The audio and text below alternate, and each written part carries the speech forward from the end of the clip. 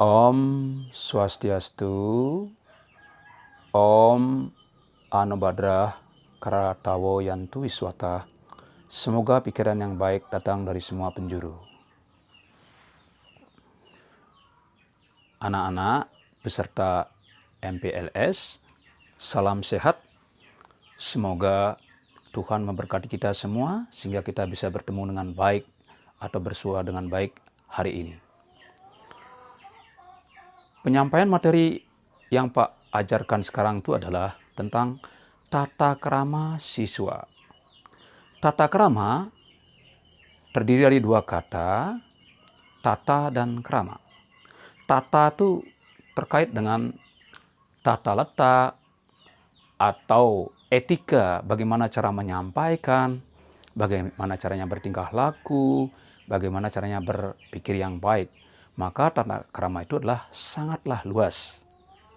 Terkait dengan itu, yaitu tata krama itu bagaimana perilaku seorang siswa semestinya di sekolah, di rumah, dan di masyarakat.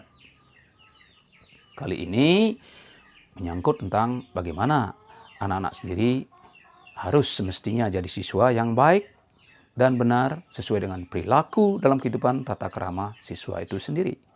Utamanya pendidikan pertama dan utama di rumah. Di rumah yaitu bagaimana cara kita bersapa atau bertegur sapa dengan bapak atau orang tua, bagaimana kita berbicara dengan orang tua, dengan ibu, dengan adik, dengan teman-teman, sehingga anak-anak sendiri merasa berterima di lingkungan keluarga itu sendiri. Demikian pula di sekolah. Di sekolah itu ada guru yang perlu dihormati, ada pegawai, ada yang namanya satpamnya, demikian pula yang lain-lain itu perlu mendapat perhatian yang serius sehingga anak-anak sendiri terbiasa untuk melaksanakan tata krama itu saat anak sendiri berpikir, berkata, dan berbuat. Pelajaran tata krama ini tidak terlepas dengan pelajaran agama Hindu itu sendiri, yang setiap hari guru agamanya memberikan pembelajaran di waktu sekolah dasar, yaitu tentang perilaku sopan santun yang namanya tata susila yang baik dan benar. Satu, kita perlu perhatian terhadap diri kita sendiri, umpamanya begini. Bagaimana saya harus menyapa orang tua yang sudah tua? Apakah tindakan saya benar apa tidak saat saya berbicara, bagaimana menghormatinya beliau? Terus, bagaimana menyapa guru saat pembelajaran di kelas, saat di luar kelas, saat kita berbicara atau berkelakar dengan teman-teman yang lain. Itu semestinya perlu diperhatikan. Saat kita mulai bangun pagi, umpamanya, bagaimana kita harus bertingkah laku yang baik. Bertingkah laku yang baik itu tidak terlepas dari tata krama kita sebagai seorang siswa. Bukan di sekolah saja kita memerlukan tata krama ini, dalam sejengkal kehidupan apapun bentuknya perlu tata krama. Untuk itu, maka anak-anak sendiri pertama sebagai seorang siswa tidak lepas dengan adanya lingkungan anak-anak sendiri di mana anak-anak sendiri berada. Kondisikanlah itu sebagai hidup penuh dengan tata krama. Tata krama tidak terlepas dengan apa yang disampaikan oleh guru-guru di sekolah. Sekolah dasar utamanya, pertama, berpikirlah yang baik. Berpikir yang baik itu amat sulit. Karena pikiran itu sulit untuk dikendalikan kalau tidak dibiasakan untuk melatih sesuatu yang baik. Nomor dua, berkata, bertutur kata, bersapa, bertegur sapa dengan yang lain. Bagaimana anak-anak sendiri melakukan hal itu? Sehingga anak-anak sendiri merasa, oh saya berterima dengan teman-teman yang lain, saya ditinggalkan oleh teman-teman yang lain, saya tidak diajak berbicara oleh orang yang lain. Tentu itu datangnya dari tata krama anak-anak sendiri, bagaimana anak-anak sendiri memperlakukan teman yang lain dan diri anak sendiri saat anak sendiri berada di lingkungan itu sendiri. Terfokus kepada pembelajaran tata krama, Bapak mengambil contoh yaitu di sekolah. Di sekolah sama saja dengan adanya yang ada di rumah. Pembelajaran di sekolah itu dimulainya dengan pertama anak sendiri baru datang jam berapa.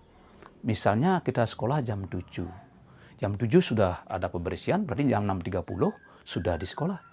Itu tentunya siswa yang benar-benar mentaati tata tertib dan tata laku yang berlaku di sekolah itu sendiri.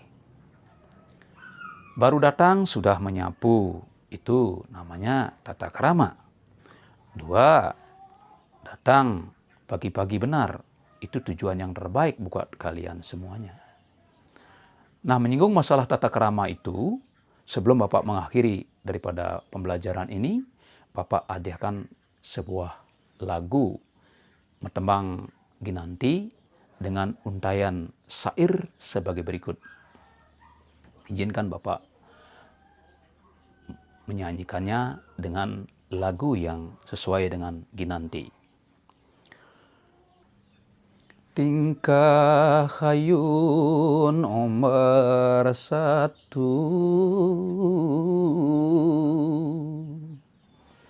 kaping kalih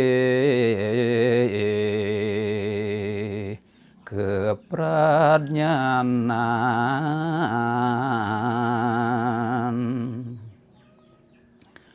kaping 3 gobe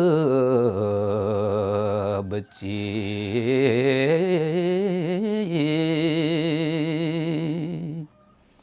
kaping 4 sugih brana,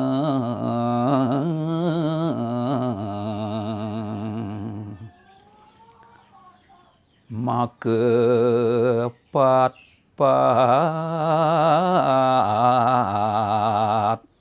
entu saratang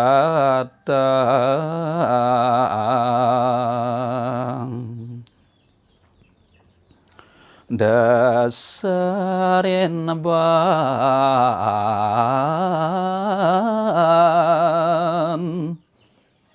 idep yukti